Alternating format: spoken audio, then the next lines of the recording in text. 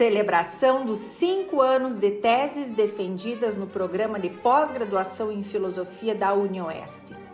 Afinal, qual é a tese da tua tese? Olá, meu nome é Luana de Oliveira. Eu concluí o doutorado em agosto desse ano e meu orientador foi o professor Rosalvo Schutz. O título da minha tese é O Trabalho Improdutivo como não idêntico ao modo de produção capitalista, uma perspectiva a partir de Karl Marx e Theodor Adorno. O trabalho produtivo para o capitalismo pode ser considerado de igual forma produtivo para o trabalhador? Este é o problema que investigamos. Mas o que torna minha tese uma tese? Para responder esta pergunta, iniciamos explicando que ela é composta por duas abordagens consideradas inéditas e que conduzem toda a argumentação e reflexão nela desenvolvida. Em primeiro lugar, a abordagem e problematização do conceito capitalista de trabalho improdutivo a partir do diálogo entre as filosofias de Karl Marx e Theodor Adorno. Em segundo lugar, o emprego do prefixo in no conceito de produtivo para denotar que o trabalho que é produtivo para o capitalismo é improdutivo para o trabalhador. Se produtivo é o trabalho que cria a substância de expansão do capital, então o ser humano não é o foco da produtividade, e sim a própria manutenção do modo capitalista de produzir. A contínua expropriação dos meios de vida realizada por esse sistema priva o acesso da classe trabalhadora aos produtos gerados pelo trabalho considerado produtivo. Dessa forma, quanto mais esse favorece a classe que explora, mais contradiz os interesses da própria classe protagonista do trabalho produtivo. Para o trabalhador, não é profícuo ser produtivo na lógica capitalista, visto que ele é submetido a um processo de produção que o desumaniza sistemática e constantemente. Quanto mais se torna produtivo para o capital, mais ele se anula, de tal maneira que estar submetido ao trabalho produtor de capital é sinônimo de infortúnio. Nesse contexto, compreendemos que a classe dominante é, por excelência, o autêntico parasita social, pois vive dos frutos do trabalho alheio. Por isso, o capitalista é o verdadeiro sujeito improdutivo. Essa classe é estéril, pois nada produz e vive às custas do resultado do trabalho do qual se apodera indevidamente. Quanto maior a concentração de capital nas mãos dos capitalistas, maior a privação da classe trabalhadora dos meios produzidos socialmente. Em suma, a riqueza do capitalista representa o pauperismo da classe trabalhadora e a sociabilidade capitalista, cuja forma basilar consiste na valorização do que é, do universo das coisas, de maneira inversa e proporcional, desvaloriza o que é do universo dos seres humanos. A necessidade voraz do capitalismo de ampliar a acumulação do capital torna o trabalhador um mero mecanismo de valorização do valor, fato que colide bruscamente com a satisfação das necessidades humanas. A dinâmica capitalista pauta-se na avidez pelo seu próprio crescimento desenfreado. Em virtude disso, as forças produtivas constituem-se como forças altamente destrutivas. Consequentemente, o capitalismo não cessa de produzir sofrimentos àqueles que realizam seu propósito de expansão. Porém, de modo geral, os incontáveis sofrimentos socialmente causados não afetam apenas os trabalhadores considerados produtivos, já que eles permeiam toda a vida humana e não humana. E como o modo capitalista de produção é incapaz de dar fim aos sofrimentos que gera, se faz necessário impulsionar as forças coletivas para a sua superação.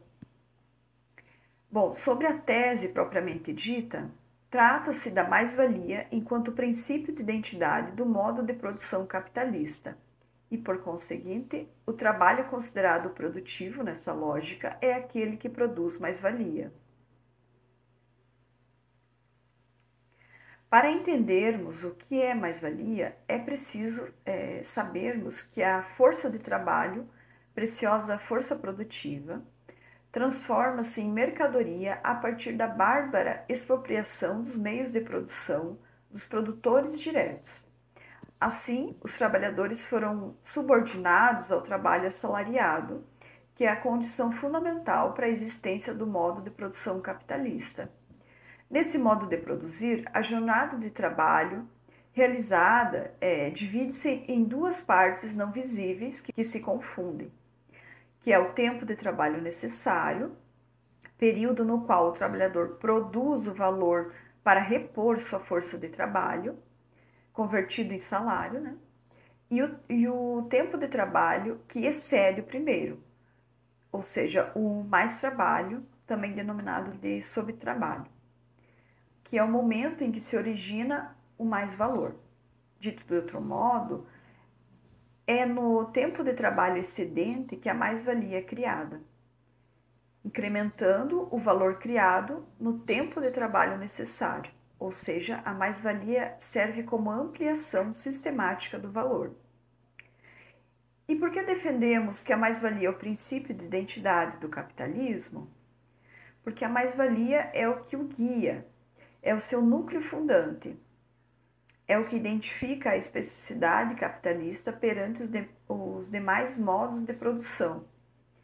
Interpretamos o conceito adorniano de princípio de identidade como sendo o conjunto da lógica normativa que rege e estrutura a sociedade capitalista, que norteia toda a sua organização e manutenção a fim de que haja contínua valorização do valor. O princípio de identidade é a condição de existência do capitalismo, a expropriação do produto do trabalho excedente na forma valor. Assim, a fome voraz que o capitalista tem pelo resultado do mais trabalho, a mais-valia, constitui o elemento que melhor o identifica.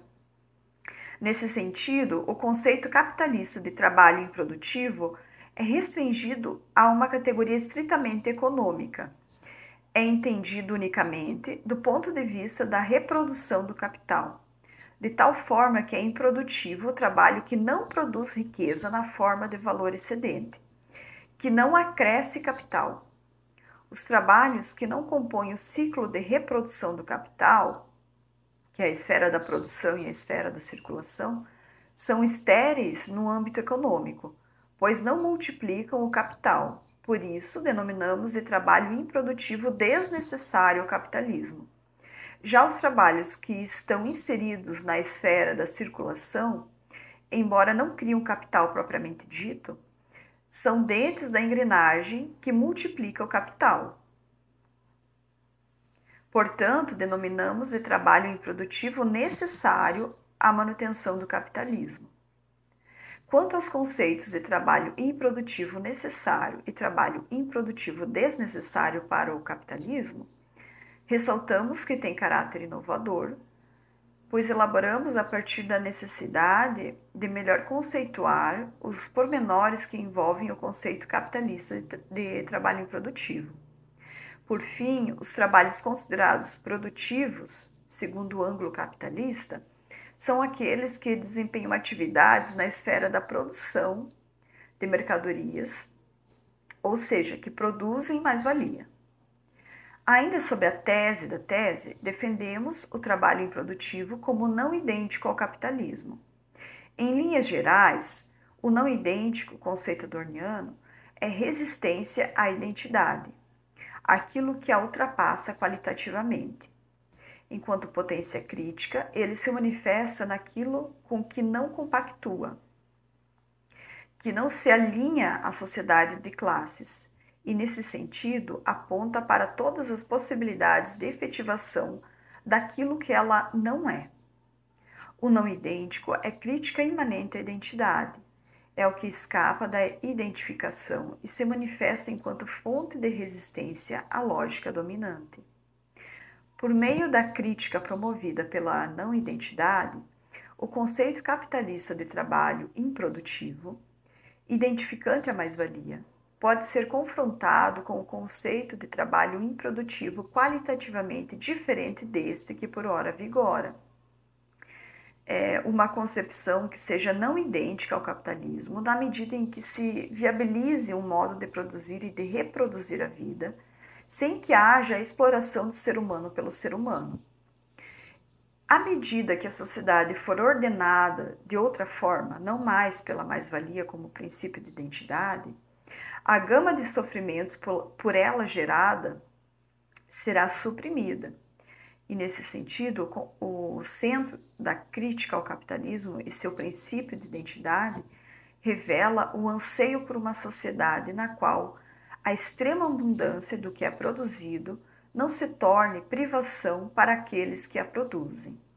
Por fim, também constitui a tese da tese a elaboração de uma nova constelação conceitual do trabalho improdutivo, configurada de modo que o trabalho seja produtivo para o trabalhador e não para o capitalismo. Fazem parte dessa constelação os seguintes conceitos: trabalho somente de caráter concreto, o reino da liberdade, trabalho associado, tempo livre e experiência formativa.